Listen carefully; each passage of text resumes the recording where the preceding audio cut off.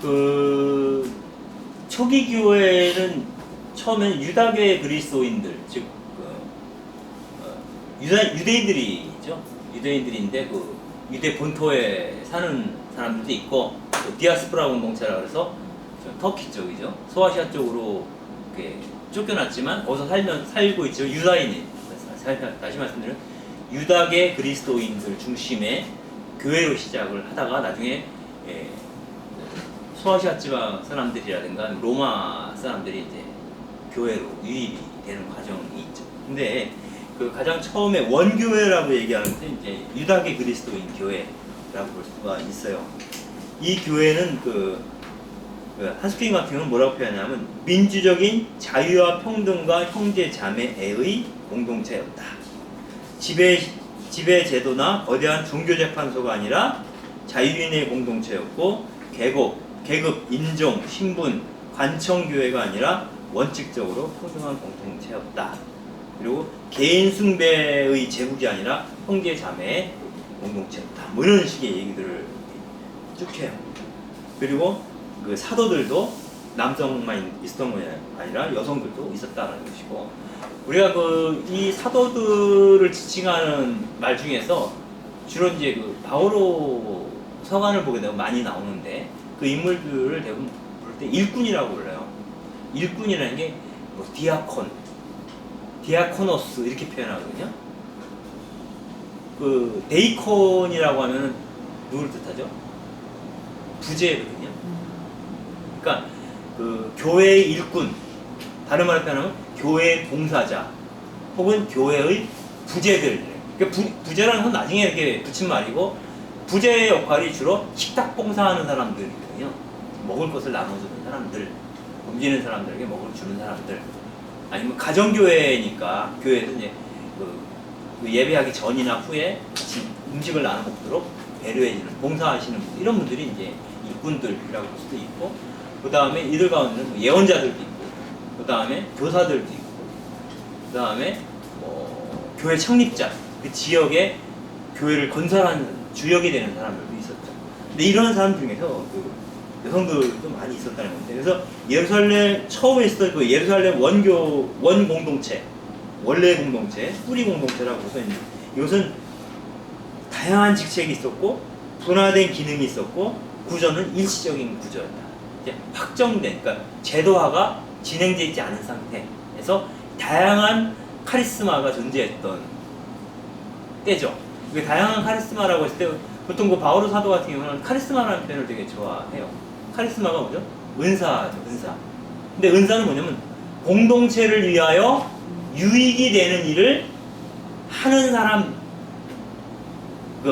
공동체의 유익을 위해서 사랑으로 행하는 모든 것이 은사예요. 그러니까 그런 일을 하는 사람들을 카리스마적인 일꾼이라고 말할 수가 있겠죠. 그래서 카리스마를 강조하게 되면 제도화가 아직 진행이 되지 않았다는 거예요. 그래서 이 카리스마는 누가 주시는 거죠? 성령의 힘이죠.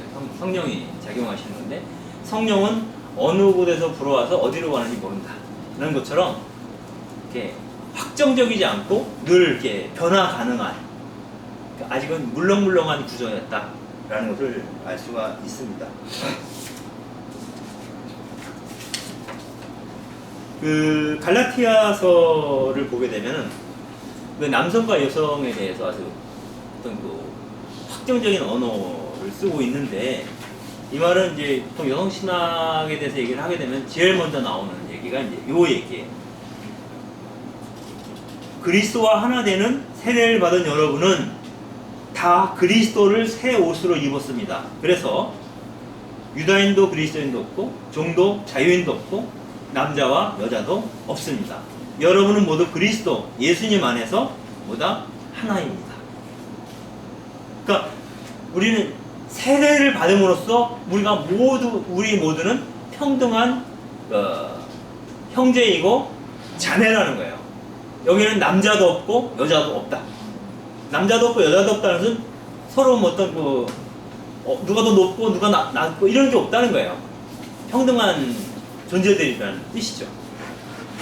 이게 일종의 그 세례문이라고 그래요. 세례 받을 때 읽는 글 사용됐던 그 내용이라고 해요.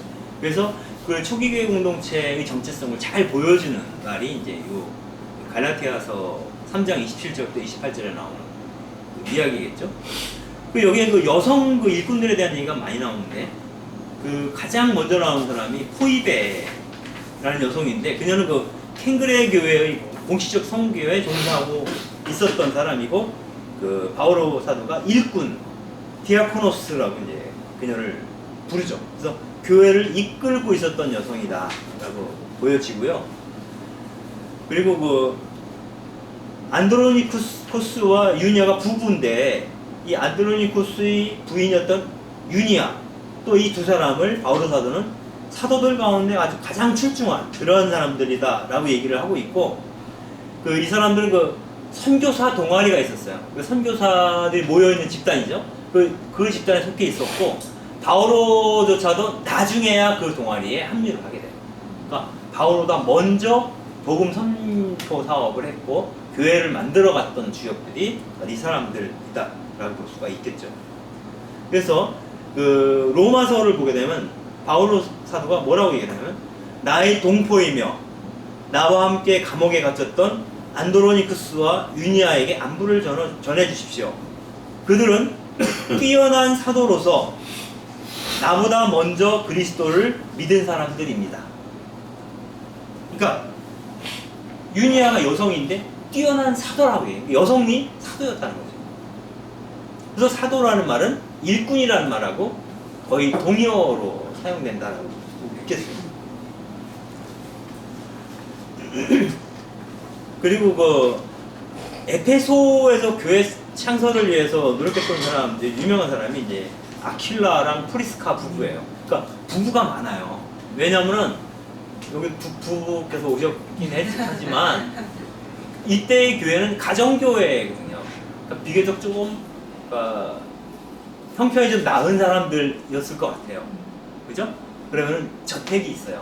저택이 있어야 사람들이 모이지 학고방에서 우르르 모일 수가 없잖아요. 그래서 큰 집에서 모여서 가정교회를 이룬 거거든요.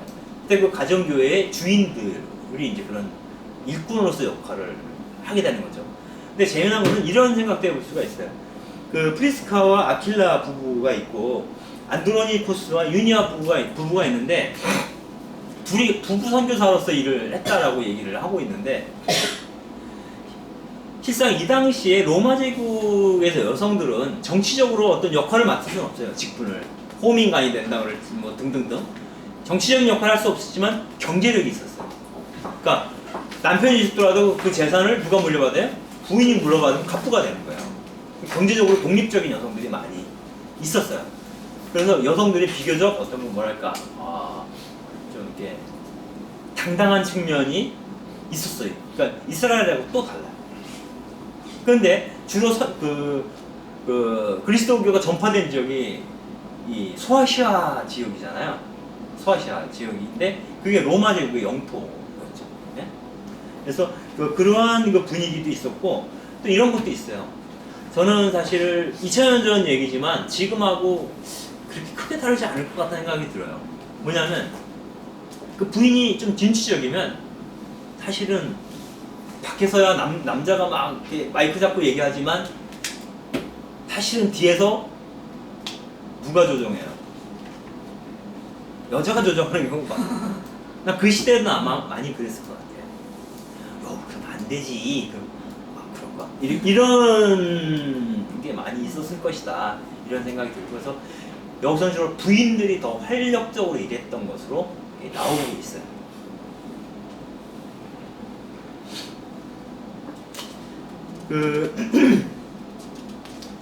고린토 전설을 보게 되면 고린토 교회가 독특한 교회예요.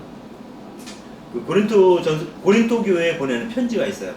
바로 사도 편지가 있는데 거기 어떤 얘기가 나오냐면 어떠한 여자든지 머리를 가리지 않고 기도하거나 예언하면 자기의 머리를 부끄럽게 하는 것입니다. 이 얘기는 뭐냐면 기도하거나 예언할 때 여자들은 머릿수건을 쓰라는 거예요. 미사포 여러분 쓰시니 여기서 나온 거거든요. 머릿수건을 너울을 써라 이렇게 얘기를 하는 건데 요 얘기를 통해서 우리가 알 수 있는 건 뭐냐면 이 당시 에페소 교회에 예언하거나 앞서서 기도하는 여성들이 많았다는 거예요. 무슨 얘기인지 아시겠죠? 단 할 때에는 너울을 써라. 이 얘기를 한 거예요. 약간 여성차별적인 게 여기 들어가 있으면서도 그럼에도 불구하고 실질적으로 여성들이 예언도 하고 기도도 하고 이런 남성들이 유대 사회에서는 남성들이 했던 역할들을 하고 있었다라고 하는 걸 볼 수가 있어요. 근데 그 여성들이 여성 예언자들이 굉장히 활력적으로 일을 했던 것 같아요.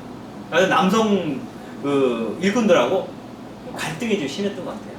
클로에 집안 사람들이 바오로에게 편지를 써가지고 고린토에 이러이러한 예언자들 때문에 말이 많아. 그러니까 어떻게 조언 좀 해주세요. 그렇게 부탁을 해. 그래서 바오로 사도가 고린토 전서를 써서 보내게 되는 거죠. 여기 보게 되면 바오로가 아까 너울을 써라라는 얘기를 했지만 조금 더 나가면 어떻게 얘기하면 모든 남자의 머리는 그리스도이시고 아내의 머리는 남편이며 그리스도의 머리는 하나님이시라는 사실을 여러분이 알기를 바랍니다. 그러니까 아내들은 남편에게 복종하라는 얘기를 하고 있는 거죠. 그런데 이게 11장에 나오는 내용이에요. 고린도전서 14장에 가면 좀 더 나아가서 얘기해요. 뭐냐면 이걸 얘기해요. 성도들의 모든 교회에서처럼 여자들은 교회 안에서 잠자코 있어야 합니다. 그들에게는 말하는 것이 허락되어 있지 않습니다. 율법에서 말하듯이 여자들은 순종해야 합니다. 배우고 싶은 게 있으면 집에서 남편에게 넌저시 물어보십시오. 여자가 교회에서 말하는 것은 어떤 것이다? 부끄러운 일입니까?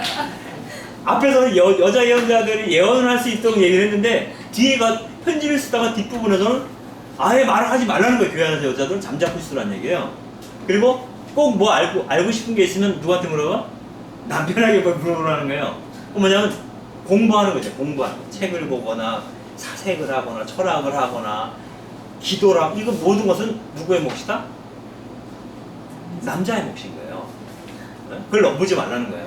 꼭 궁금한 거 있으면 남편한테 물어 기독량을 하든가 이 정도로 이제 얘기를 하고 있는데 근데 이게 너무 공격적인 거예요. 표현이. 그래서 성서학자들은 어떻게 얘기하냐면 이거는 바오로가 쓴 편지의 후대 150년경에 이 에페소 이 편지의 후대 작가들이 덧붙인 거라 삽입시킨 거라 이 내용을 더 강화시키기 위해.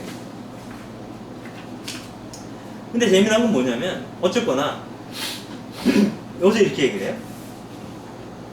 여자들은 순종해야 한다는 얘기를 하면서 그 근거가 뭐냐면 율법에서 말하듯이 이렇게 얘기를 해요. 근데 이거 자체가 이제 바오로가 한 얘기가 아닌 것 같다는 느낌이 드는 거예요. 왜냐하면 바오로는 누누이 여러 편지에서 여러 번 율법의 노예가 되지 율법의 노예로부터 해방되었다는 얘기를 계속 하거든요. 여기서 율법은 뭐예요? 모세오경을 얘기하는 거거든요. 그러니까 바오로가 그렇게 문제 삼았던 율법의 근거에서 여자들은 남편에게 순종하라는 얘기를 하고 있죠. 그러니까 어폐가 있는 거죠, 이 자체가. 근데 이 글을 쓴 사람은 굉장히 좀 여자들 때문에 너무 힘들었나 봐. 너무 힘들어가지고 다급한다고 하지 막 율법도 끌어대는 거야. 나중에 가서는. 그래서 이러한 내용들이 일종의 사회규범 혹은 가정규범의 형태로 자리를 잡게 돼요. 근데 이런 내용들이 그런 식 교회 안에서 자리를 잡게 되면 일종의 그 여성들은 같은 교회 안에서도 2등 신자가 되는 거예요. 이거 있잖아요. 1등급, 2등급. 여자는 무조건 2등급부터 시작하는 거야. 그리고 여자가 나중에 가면 남성화 되면 1등급이 될 가능성이 있다.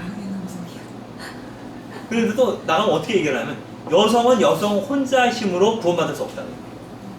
여성은 완성된 남성과 더불어 구원받을 수 있다 얘기해요. 그러니까 여자는 스스로 구원받을 수 있는 역량이 안 돼. 그러니까 남성의 도움을 받아야지만 이게 가요. 그렇게까지 가는 거죠. 특히 이제 150 그 좀 후대에 나온 그 디모테오 1, 2서랑 티토서를 우리가 사목서관이라고 부르는데, 사목서관에는 뭐 이런 얘기들이 줄줄이 나와요. 한번 보죠. 남자들한테 뭐라고 얘기하냐면, 디모테오 전서 보면 남자들이 성을 내거나 말다툼하는 일 없이 남자들은 어디서나 거룩한 손을 들어 기도하시기 바랍니다. 남자들은 할 일이 뭐예요? 거룩한 손을 들어서 기도를 하라 그래요. 그럼 여자들은 단정한 옷차림으로 단장하고, 그러나 너무 호화롭게 머리에다 금장식이나 이런 거 하지 말고 하나님을 공경하는 마음으로 여자답게 선행으로 치장하십시오. 그리고 조용히 또 온전히 순종하는 자세로 배워야 합니다. 나는 여자가 남을 가르치거나 남자를 다스리는 것을 허락하지 않습니다. 여자는 어떻게 해야 된다? 조용해야 합니다. 이 사목서관이라고 하는 것은 그 서간의 격을 높이기 위해서 그 예전에 그 사도들의 이름을 빌어서 쓴 편지들을 얘기하는 거예요.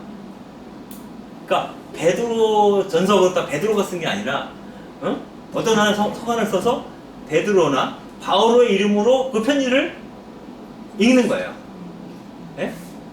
무슨 말씀이 알겠죠? 사목서관이 그렇게 해서 나오는 건데, 여기 이렇게 나오는 거예요. 이만큼 150년경이 되면 완전히 이제 여성 차별주의가 그 안에 뿌리를 내렸다라고 보는 거예요. 그리고 나이 많은 여자들도 몸가짐에 기품이 있어야 하고, 남을 험담하지 말고 술의 노예가 되면 안 되고 선을 가르치는 사람이 돼야 되는데, 그 당시에 나이 많은 여자들 술을 많이 드셨나 봐요. 그래야 그들이 젊은 여자들을 훈련시켜서 어떻게 훈련시키냐면 집안 살림을 잘하고 남편한테 순종하며, 그러니까 그 나이 드신 분들이 젊은 여자들을 어떻게 교육시키냐면은 집안 살림을 잘하게, 그리고 남편에게 잘 순종하도록, 그렇게 하는 것이 하느님의 말씀이 모독당하지 않게 하는 것 길이다, 이렇게 얘기합니다.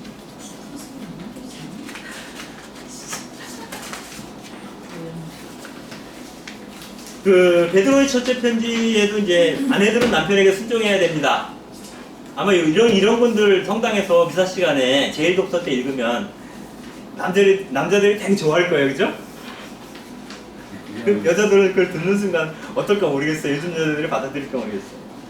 그 당시에, 예? 그 당시에 여성들이 남편한테 순종을 되게 안 했나 봐. 얼마나 안 했으면 이렇게 역식으로 얘기를 했겠어요. 예. 그죠? 예. 왜냐면은 그 그리스도교회 자체가 해방구거든요. 그 당시에 로마 제국에서는 그리스도 교회는 일종의 해방구. 그건 조직이 보이니까. 해방구였으니까 여자들이 막 활력적으로 일을 하고 막 에너지가 막 분출되는 시대인데, 그러니까 남성들이 막 그 견제하다가 확 억눌러 버린 거거든요. 길을 죽이는 그 베드로 첫째 편지에서는 아내들이 남편에게 순종하라고 얘기를 하면서 예를 드는데, 사라도 아브라함을 주인이라고 불렀다, 이렇게 얘기를 해요. 그러면은 이걸 액면 그대로 가져오면 마치 아내는 주인을 모시듯, 종이 주인을 모시듯 남편을 존중하고 복종해야 된다, 남편을, 이런 뜻이에요. 근데 이런 것들이 이제 그 교회가 제도화되는 과정에서 그 교회가 가부장제를 채택했다는 거죠. 근데 이런 얘기 전에 나오는 구절들은 그런 거예요. 남자들은 아내를 사랑으로 대하고 자녀들을 뭐 자애로 품으며, 이런 얘기들이 이렇게 나와요. 격한 말 하지 말고 뭐 이렇게 해서 사랑의 가부장제라고 얘기를 해요. 교회는 사랑의 가부장제. 그러니까 폭력적인 가부장제를 옹호하진 않아요, 교회가. 어쨌거나 그래도. 근데 사랑의 가부장제, 남자를 중심으로 가정이 질서를 유지하고, 남자는 자애로 약한 여성과 아이들을 돌보고, 아이와 여성은 남편을 존경하면서 따라가는 사랑의 가부장제적인 교회로 간다. 여러분들 뭐 주교님이나 신부님이 막 폭력적으로 그러진 않잖아요, 웬간하면. 그죠? 비교적 약간 그 중성적인 측면도 많이 있고, 그래서 그 교회, 가톨릭 교회가 사실은 사랑의 가부장제에 충실하죠, 비교적.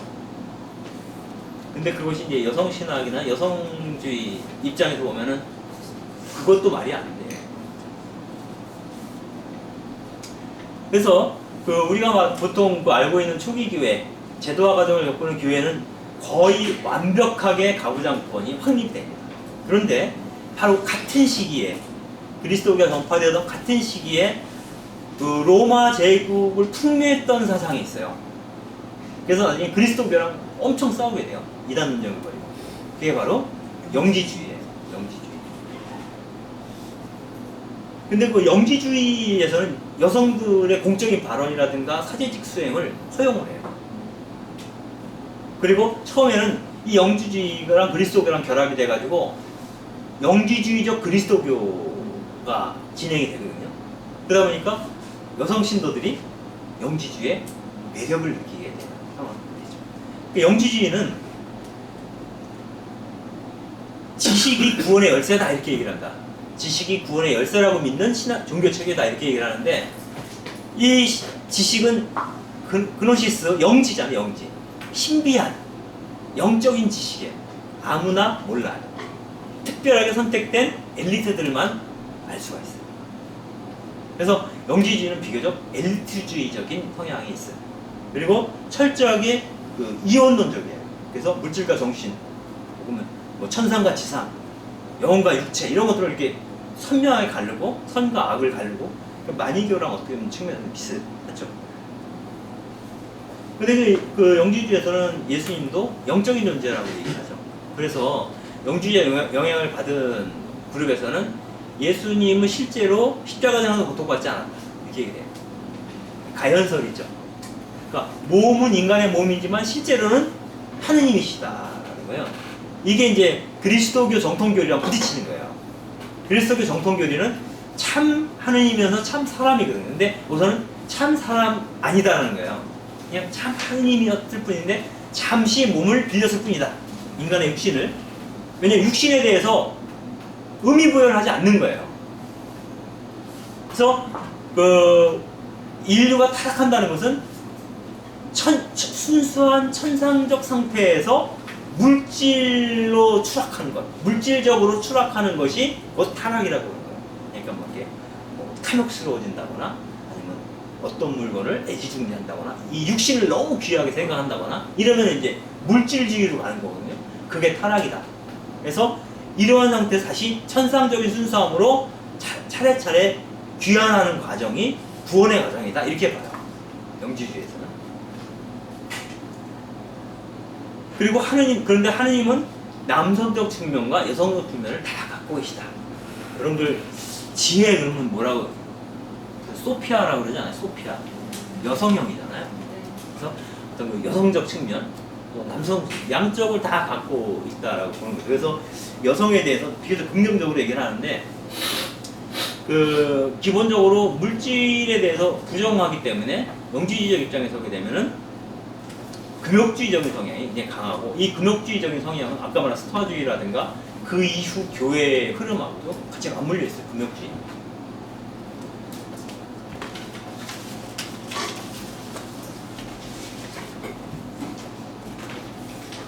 그래서 우리가 실제로 이런 거 있어요. 주의 기도를 보게 되면은, 주님의 기도를 보게 되면, 아버지의 뜻이 하늘에서와 같이 땅에서 이루어지소서. 하느님 나라가 어디에 이루어지는 거예요? 땅에 이루어져요. 근데 이 사람들이 볼 때는 하늘은 고귀하지만 땅은 더러운 거예요. 그러니까 주님의 기도를 받아들일 수가 없는 거예요. 어떻게 보면 이 사람들 입장에서는 그래서 이른바 교회에서 하늘나라를 간다, 하늘나라 간다 이렇게 표현하잖아요. 천국에 들어간다 이렇게 표현하잖아요. 근데 성서에서 얘기하는 것은 하느님 나라거든요. 하느님이라는 말을 직접 못 쓰기 때문에 어떤 경우는 그걸 하늘이라는 말로 대체한 거거든요. 하늘나라가 한문은 뭐예요? 천국이잖아요. 천국은 사실은 신국을 얘기하는 거예요. 하느님 나라를 얘기하는 건데, 우리가 흔히 교회에서는 하늘나라는 언제 가요? 죽어서 가는 나라.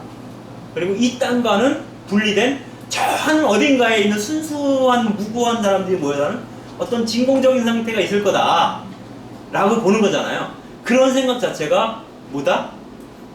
영주주의다. 그래서 그리스도교 신앙 안에 영주주의가 스며들어요. 일반 대중신앙. 근데 교회에서도 그게 사실 신부님을 맨날 그 얘기하지. 그 하느님 나라에 대한 생각이 왜곡된, 그러니까 성경의 전통하고 어긋나게 되는 거죠.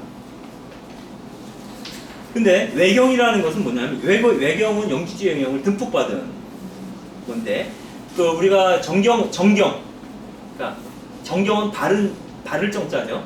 그러니까 캐논으로 확정된 경전들이 있는데, 그 캐논 외의 것을 외경이라고 해요. 이 외경에는 주로 그 사복음서랑 비슷하게 무슨 복음서, 야고보 원복음서, 마리아 막달레나 원복음서 이런 복음서들이 있고, 테클라 행전처럼 사도행전처럼 무슨 행전, 이렇게 두 가지가 나와요. 뭐냐면 복음서라고 나온 거는 뭐냐면 예수가 누구인지를, 야고보는 예수님이 이렇게 살았다고 얘기를 하는 거죠. 그 얘기를 쓴 게 복음서가 되는 거예요.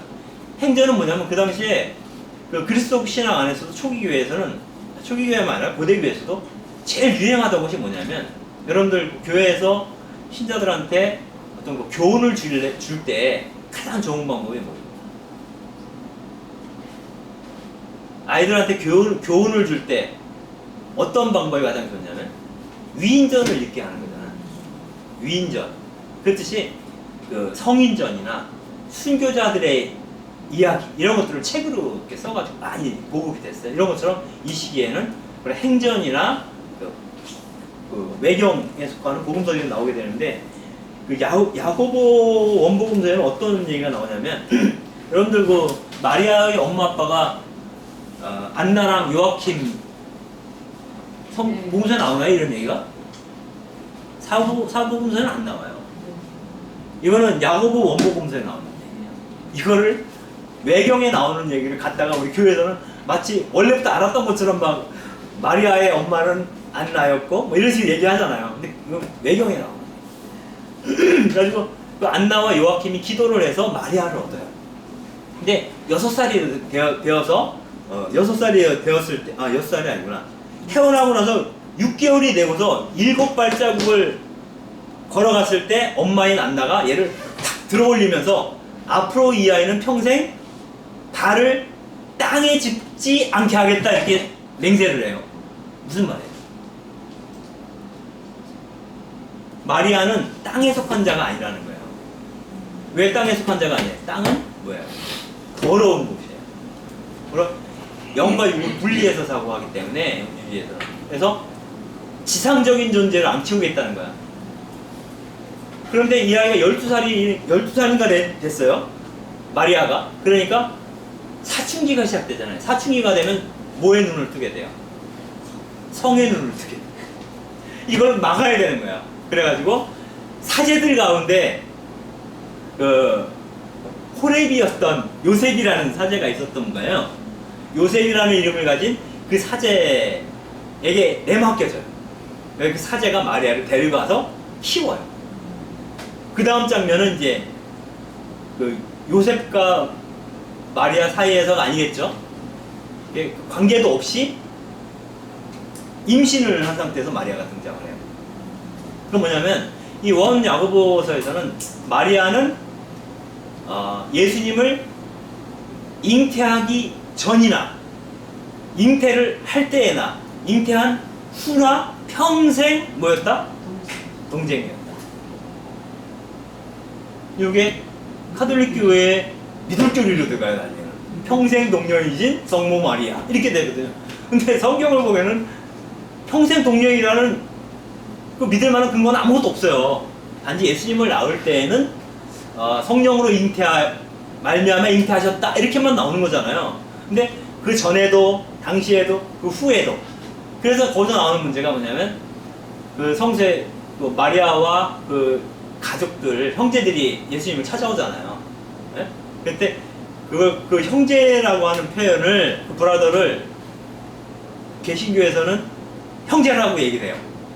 예수에게 형제가 있었다. 그러니까 예수가 첫 맏아들이었고 그 밑에 동생들이 많았다는 거예요.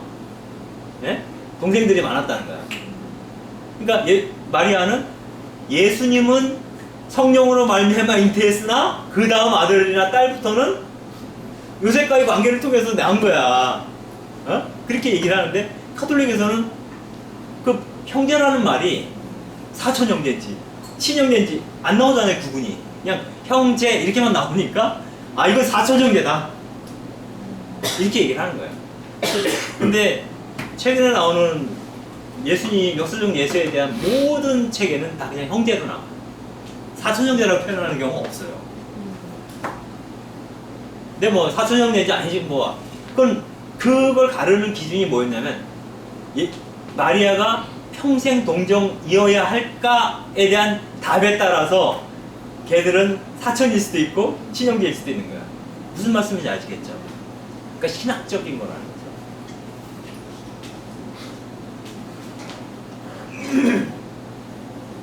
그 테클라 행전 같은 경우에는 테클라를 부모들이 막 시집을 보내니까 도망가요. 그러니까 그리스도 신앙의 귀의를 하는데 바오로 사도한테 가가지고 세례를 달라고 부탁을 했는데 바오로 사도가 거절을 해요. 그러니까 테클라가 자기가 자기한테 세례를 줘요. 자기가 자기한테. 굉장히 뭐랄까 독특한 여성이죠. 그래? 내가 내 머리에 물 붓고 내가 세례 받을래. 굉장히 도발적이고 대범한 여성이었다라는 말씀입니다. 그 마리아 막달레나 복음서에서는 그 교회의 주축이 마리아 막달레나인 거예요. 그래가지고 베드로조차도 제자들이 잘 모르니 마리아 막달레나 마리아가 우리 제자들을 좀 가르쳐 주렴 하고 부탁을 해요.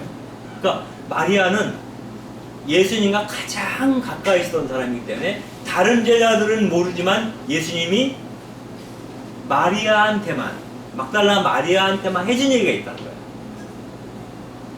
그러니까 마리아만이 가르칠 수가 있는 거예요. 실제로 복음서를 보면 정말 마리아 막달레나랑 예수님하고 보통이 아닌 것 같은 느낌을 받게 하잖아요. 그죠? 그러니까 마리아한테만 얘기하는 얘기가 있을 거다. 이렇게. 그래서 그 예수님의 적통을 누구를 보냐면 마리아 막달레나를 보는 거예요. 어떻게 보면 수제자를.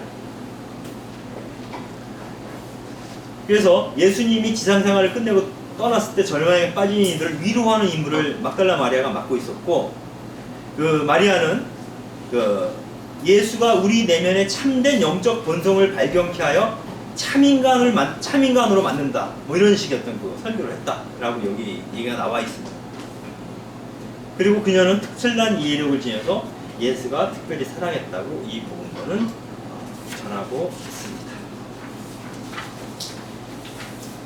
그래서 안타깝게도 그 예수 당대 예수님이 여성들에서 어떻게 봤는가, 또 남성 제자와 여성 제자들의 어떤 모습들이 어땠는가, 이런 것들 좀 얘기를 했었고, 그 다음에 근데 그 초기 교회 시작이 되면서 여전히 초기 교회 안에서는 여성들의 활동이 활력적이었음에도 불구하고 점차 제도화 과정을 겪으면서 이른바 사랑의 가부장제가 확립돼가는 과정, 그리고 그 과정에서 여성들을 배제하고, 그리고 점차로 이렇게 변한다. 아직까지는 악마화하지는 않았어요. 거의 그건 후대에 가속화되는데, 그 여성을 어떤 유혹자 아니면 뭐 이런 식으로 이제 밀어내는, 그리고 또 그 남성보다 열등한 존재라고 하는 어떤 전제, 이런 것들이 이제 깔리기 시작하는 시기. 그 다음에 여성 주도력의 가장 대표적인 케이스가 이제 마리아 막달레나인데, 마리아 막달레나를 중심으로 하는 그 복음서는 이제 정경으로 편입이 안 되죠. 근데 그거는 영지주의 영향을 많이 받고 있기 때문에 정경으로 편입되지 못했을 것 같다는 생각이 들어요. 왜냐하면 영주주의 자체가 그리스도교 신앙의 역사적 측면을 훼손시키고, 그래서 그거는 잘 올바른 선택이었는데 그것과 더불어서 여성의 리더십도 사라져버렸다. 뭐 이런 것들이. 근데 실제로 완전히 여성들의 리더십이 그 이후에 교회에 사라졌냐? 그건 아니에요. 여성들의 리더십은 누굴 통해서 개선되냐면 과부와 동정녀와 수녀들을 통해서 되세요. 그 후에 다시 말씀드리면 기혼 여성은 구원으로부터 일정하게 배제되어 있습니다. 영주밖에 없네.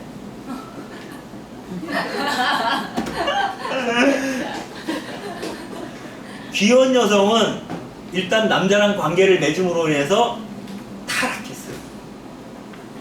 순수함을 잃어버렸어요. 정결하지 않아. 그래서 아무튼 그렇게 보는 거죠. 그래서 그 교회 안에서는 동정을 갖고 있으니까 동정성을 유지한 존재들을 통해서만 여성들이 활동할 수 있는 권한 이런 것들을 주게 되면서 특히 과부들의 조직이 대단했다 그래요. 과부들의 조직. 이 과부들의 조직이라는 게 과부가 그냥 과부가 아니라 돈 있는 과부. 경제력, 독립적으로 살 수 있는 그런 그 과부들 우리 굉장히 교회 안에서 중요한 역할을 수행하고 교황이라든가 주교들하고 계속 관계하면서 같이 교회를 이끌어갔던 그룹인데 나중에는 이제 바퀴를 갔죠. 그 다음에 백인회 같은 경우는 이제 자발적인 여성 공동체를 이루고 살았죠. 왜냐하면 수도에 들어가고 싶은데 이 당시에는 동정으로 하는 것이 일종의 유행이었어요. 왜냐하면 여성이 자유롭게 살 수 있는 방법은 하나밖에 없어요. 결혼하지 않는 거예요. 결혼하는 순간 어떻게 돼요?